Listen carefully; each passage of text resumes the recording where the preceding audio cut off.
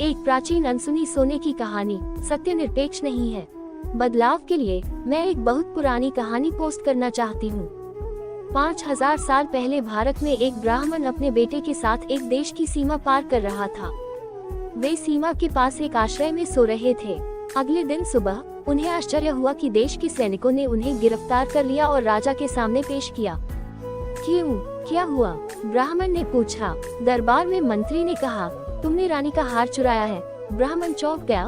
उसने कहा, कैसे? हम कल रात को ही इस देश में पहुंच गए हैं। मंत्री और सैनिकों ने राजा को विश्वास दिलाया कि ब्राह्मण झूठ बोल रहा है। राजा ने कहा, तुम चोर हो और झूठ बोल रहे हो। हमारे देश में बहुत सख्त नियम है। हम तुम्हारा सिर सिर्फ इसलिए नहीं काट रहे हैं क्योंकि तुम ब्राह्मण हो और हम ब्रह्महत्या, ब्राह्मण की हत्या का पाप नहीं चाहते। इसलिए मेरे देश से निकल जाओ। ब्राह्मण की आंखों में आंसू थे। उसने कहा, महाराज, ये दुखद है कि आप मुझे झूठा और चोर कहते हैं। मैं अपने पूरे जीवन में बहुत ईमानदार और सच्चा रहा हूँ। फिर उसने अपने बेटे के सिर पर अपनी हथेली रखी और कहा, मेरे बेटे, मैं तुम्हें वादा करता हूँ, मैंने हार नहीं चुराया है। उन्हें सबसे बड़ा झटका तब लगा जब बेटा गिर पड़ा और उसकी तुरंत मृत्यु हो गई। पूरा दरबार हंसने लगा और ब्राह्मण का उपहास करने लगा। दुखी ब्राह्मण अपने बेटे के शव को कंधे पर उठाकर देश की सीमा पर वापस चला गया। उन्होंने देह त्याग, आत्महत्या का निर्णय लिया था क्योंकि उन्हें लगा कि इस दुनिया में सत्य का कोई मूल्य नहीं है। वे दुनिया को श्राप देते हुए चिता में अग्नि जलाने वाले थे। अचानक कहीं से एक बूढ़ा आदमी प्रकट हुआ और बोला, ऐसा मत करो। क्यों? इस दुनिया में जीने का क्या मतलब है? मेरा बेटा मर चुका है। इस दुनिया में सत्य और न्याय का कोई मूल्य नहीं है। बूढ़े व्यक्ति ने उत्तर दिया, ये सच नहीं है। हे ब्राह्मण, क्या आप जानते हैं, जिस समय आपने ये सीमा पार की थी, वह कलयुग पश्चिमी अंधकार युग की शुरुआत के साथ मेल खाता है। ...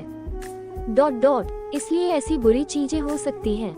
हाँ, दिन था 18 फरवरी 3102 ईसा पूर्व। यही वह दिन था जब द्वापर युग समाप्त हुआ।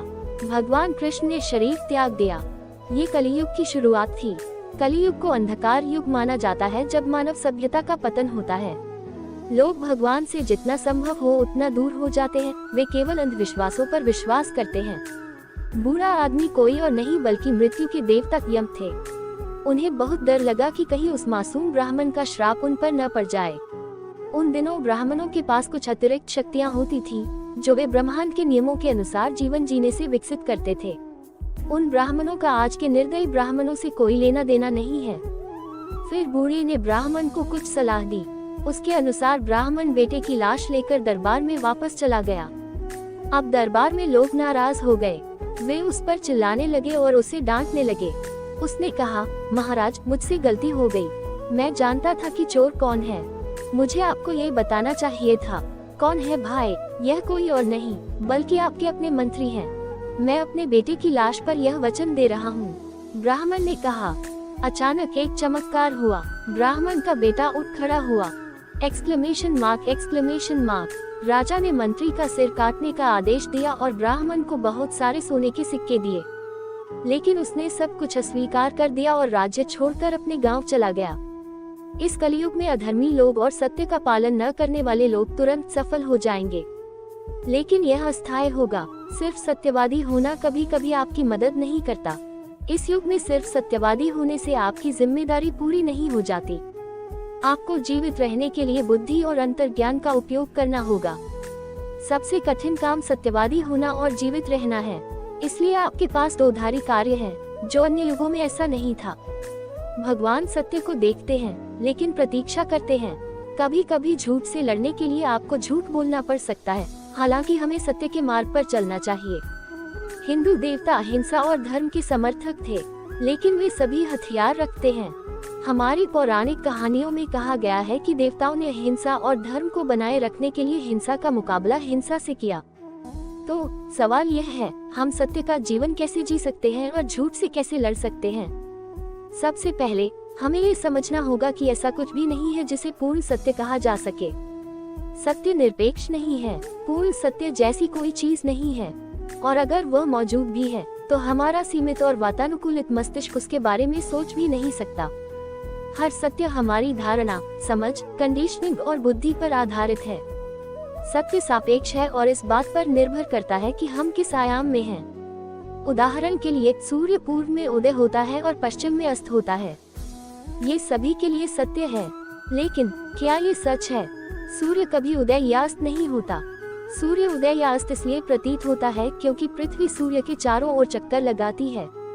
जब हम 3 किलोमीटर प्रति घंटे की दर से चल रहे होते हैं तो हम अनुभव करते हैं कि पृथ्वी स्थिर खड़ी है।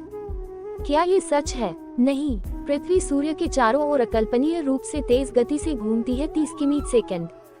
पृथ्वी अपनी धुरी पर भी 0.5 किलोमीटर प्रति सेकंड की गति से घूमती है। पृथ्वी सूर्य के चारों ओर चक्कर लगा रही है। अब आप कहेंगे सूर्य स्थिर है और घूमता नहीं है।